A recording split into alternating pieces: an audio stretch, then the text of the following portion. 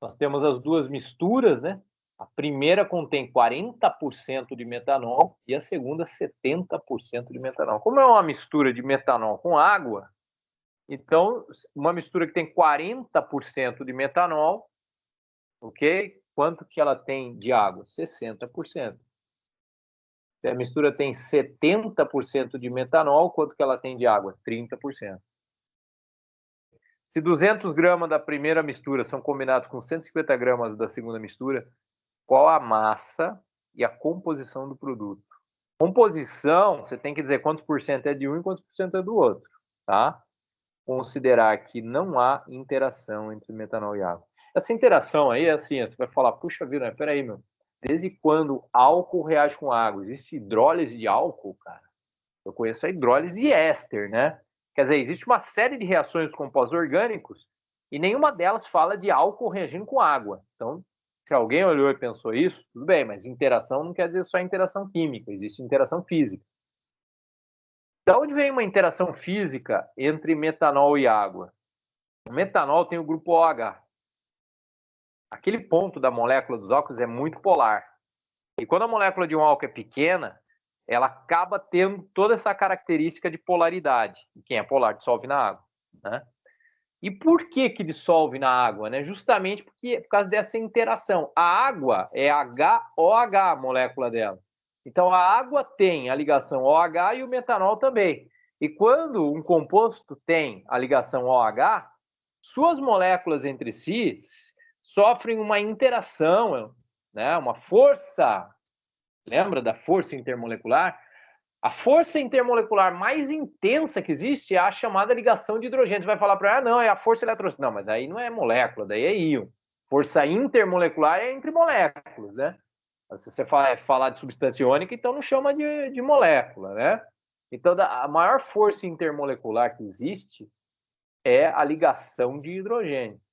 Na água tem o grupo OH e no metanol também. Onde que ocorre a ligação de hidrogênio? Moléculas que contêm OH, OF ou oxigênio ligado com nitrogênio. Se tiver uma dessas três ligações na estrutura molecular, você terá entre as moléculas uma forte interação. Então, o metanol e a água, assim como o etanol e a água, assim como até o propanol e a água, tem forte interação. Mas pode ver, olha que interessante isso. Quando você fala do propanol, o álcool propílico, a interação já cai. Por quê? Porque daí o grupo OH, que é onde ocorre essa interação, ele já se torna pequeno perto da molécula, porque a molécula já é mais extensa, tem 3 carbonos. Olha o fluxograma. Tá? O processo é batelada. Por quê? Porque você vai colocar tudo de uma vez dentro do misturador. E no final você vai coletar o produto final de uma vez só. Isso que é um processo embatelado. Tá? Ele não é contínuo, nem semi-contínuo, ele é embatelado. E ele não inclui reação química. Como vocês viram, é só um processo de mistura de soluções sem reação química, então é um fenômeno físico. Observemos aqui, ó, olha só. Você tem as duas soluções colocadas no misturador que nós estamos representando aqui como se fossem, como se eu tivesse aqui dois tubos fazendo a entrada de produto, entrada de matéria-prima no misturador, tá? E no final eu tenho um tubo de saída. Mas como eu falei, entra tudo de uma vez e sai tudo de uma vez, processo de batelado. Como não há reação química, temos simplesmente o que entra igual ao que sai. Batendo de novo na tecla de que tem processo com reação e processo sem reação, ok? E esse é sem reação. Então, quando a gente vai classificar um processo, você tem que me dizer, em relação à entrada e saída de reagentes, o que ele é? Batelada. Em relação a reações químicas, o que ele é? Ele é sem reação. Se tivesse reação, seria com reação. Muito bem. Mas olha só o que você tira disso em termos de equação que você escreve. O que entra é igual ao que sai. Porque não tem reação, cara. E outra coisa, o processo ele é contínuo. Como não há reação química, o que entra é igual ao que sai. Balanço global. Veja, são 200 gramas de uma mistura e 150 da outra.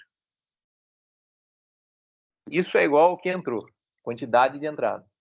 E como a quantidade que entra é igual à quantidade que sai, né? Q é igual a QS. QS, assim como QE, a quantidade que sai, ela tem que ser a mesma que a quantidade que entra, que tem que ser 350. Pronto. Você já tem uma equaçãozinha que você vai falar para o senhor, mas isso é muito besta, velho. Mas tem que passar por isso. Cara, balanço só pro metanol agora. Pense comigo, ó. Você tem duas entradas de metanol, só que ele entra misturado. O bagulho é mesclado, velho. A primeira entrada, você entrou com 200 gramas, e desses 200 gramas, 0,4 gramas de cada grama é metanol, 0,6 gramas de cada grama da mistura é água. Em outras palavras, a gente pode dizer simplesmente, né, de uma maneira bem mais fácil, 40% da primeira mistura é metanol e 60% da primeira mistura é água.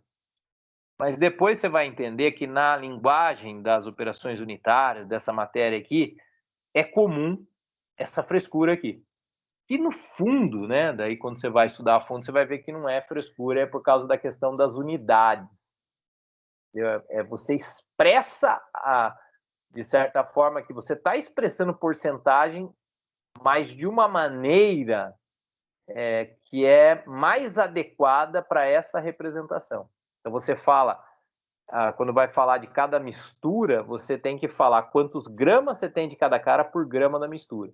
Repare que você vai usar um número que é exatamente a porcentagem, porque o que é 0,4? É o mesmo que 40 dividido por 100, ou seja, é o mesmo que 40%, tá? Mas vamos lá, usando essa linguagem aqui, qual o balanço para o metanol? Bom, entra de metanol 200 gramas vezes 40%, mais 150 gramas vezes 70%. Em outras palavras, o que entra de metanol? 40% da primeira entrada, que são 200 gramas, mais 70% da segunda entrada. Tentando agora com outras palavras, o que entra de metanol? Fala só o que entra, hein? Só o que. 40% da primeira mistura é metanol.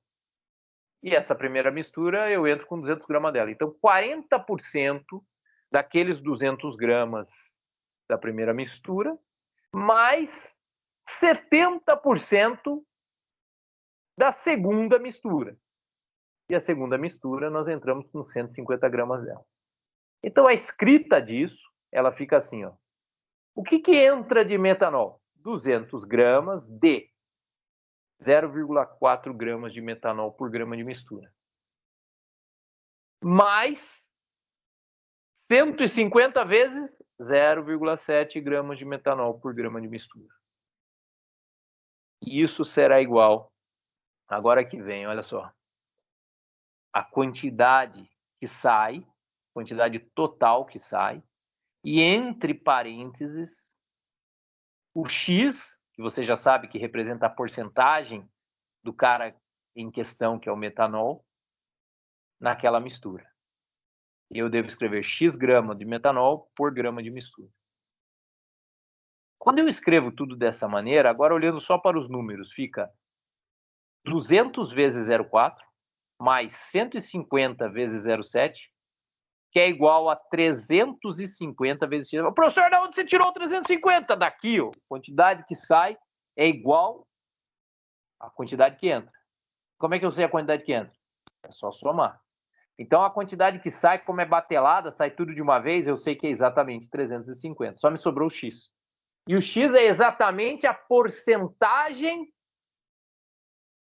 que eu tenho de metanol na mistura que sai. Por isso eu sei, temos percentuais que eu tenho 52,9% da mistura final sendo metanol e, logicamente, o resto, né, porque só tem 2 caras nessa mistura, 47,10% é água. Ou posso escrever 0,529 gramas de metanol por grama de mistura é a fração de metanol na mistura que sai. E quando eu penso em termos de fração, né? Quando eu estou dando em termos decimais, o total tem que dar 1. Então, 1 menos a fração mássica, né? Olha o nome, fração mássica. 1 menos a fração mássica do metanol vai dar a fração mássica da água. Agora vamos combinar entre nós aqui em off, né? Apesar de estar gravando, que é uma tremenda, uma frescura isso aqui. Falar fração mássica, podia falar percentagem, né? Então me diga a composição da mistura. É tantos por cento de um, tantos por cento do outro. Mas enfim, são as frescuras da ciência.